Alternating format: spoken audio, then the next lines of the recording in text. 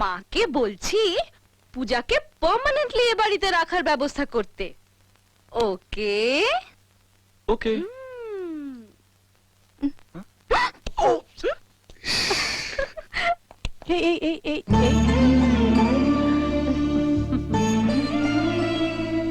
আমার ছেলেটাকে খুব পছন্দ তোর?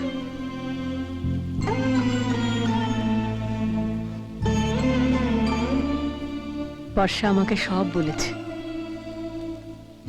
আমি আমার ছেলের জন্য এরকমই একটা বউ চেয়েছিলাম, যে আমার ছেলেটাকে খুব ভালোবাসবে। হবি আমার ছেলের বউ? হুম?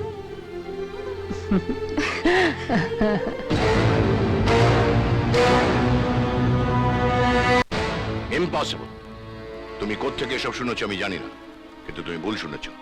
মোনা নিজের চোখে সব দেখেছে, নিজের কানে শুনেছে। বিন্দুও তাই বলছিল। কি খুব বলো? হ্যাঁ, মিসেস চৌধুরী এখন থেকে ওই মেয়েটিকে রাহুলের বউ ভাবতে শুরু করেছেন। মিস্টার চৌধুরী, আমার মেয়ে আপনার ছেলের বউ হতে পারলো না, তাতে আমার কোনো দুঃখ নেই। আমার শুধু একথা ভাবতে খারাপ লাগছে, চাল নেই চুলো নেই এমন একটা মেয়েকে আপনার বাড়ির বউ করে আনতে হবে, যে কিনা চৌধুরীর বাড়ির কাজের লোক হওয়ার পর্যন্ত যোগ্য নয়। লোকে তো সামনে কিছু বলবে না, পেছনে বলবে, আর আমাকে দাঁড়িয়ে দাঁড়িয়ে সেই কথাগুলো শুনতে হবে। আপনার বন্ধু হিসাবে আমার কি খারাপটাই না লাগবে, আপনি ভাবতে পারছেন? এসকে, বিজনেস আর রিলেশন দুটো জায়গাতেই আমি বেমানার লোক অ্যালাউ করি না, আর সেটা তুমি ভালো করেই জানো। ওই মেয়েকে বিয়ে করার কথা ভাবলে আমি রাহুলকে বাড়ি থেকে বার করে দেব। সেটা হবে আপনার আরেকটা ভুল। সাপটাকে মারতে গিয়ে আপনি লাঠিটাই ভেঙে ফেলবেন।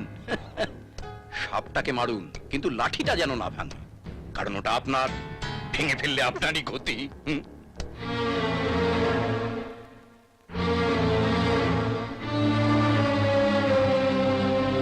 হাই ড্যাড, আমায় ডেকেছিলে?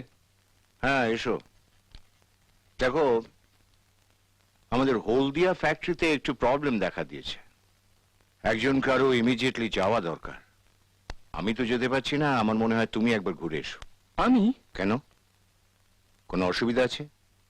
না, মানে কাল বর্ষার বিয়ে, আর আজ আমি বাড়ি থেকে চলে যাব। রাহুল, এই বাড়িটা দাঁড়িয়ে আছে আমাদের বিজনেসের ওপর। তাছাড়া একটা রাত্রের তো ব্যাপার, কালকে বর্ষার বিয়ের আগে তো তুমি ফিরে আসছো। যাও, আর দেরি করো না। কি হলো, যাও। যাচ্ছি। কি বললি? তুই হলদিয়া যাবি? যেতে তো ইচ্ছে করছে না। তো যাচ্ছিস কেন? মেসমশাইকে বলে দে তুই যেতে পারবি না। না কার্তিক দা, মেসোমশাই যখন বলেছেন ওর যাওয়াটা দরকার। কিন্তু পূজা একটা কার্তিক দা, মেসোমশাই ভালো বুঝেছেন বলেই তো পাঠাচ্ছেন। ঠিক আছে, তোমরা যা ভালো বোঝো তাই করো।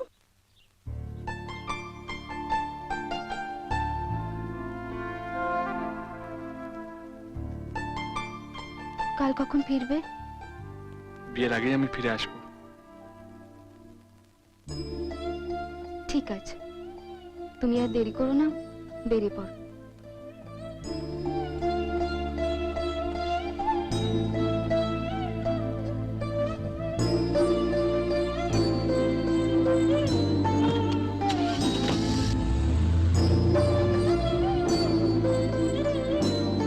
তোমাকে দেখে তাই নিজেকে ভুলে যাই, তোমাকে দেখে তাই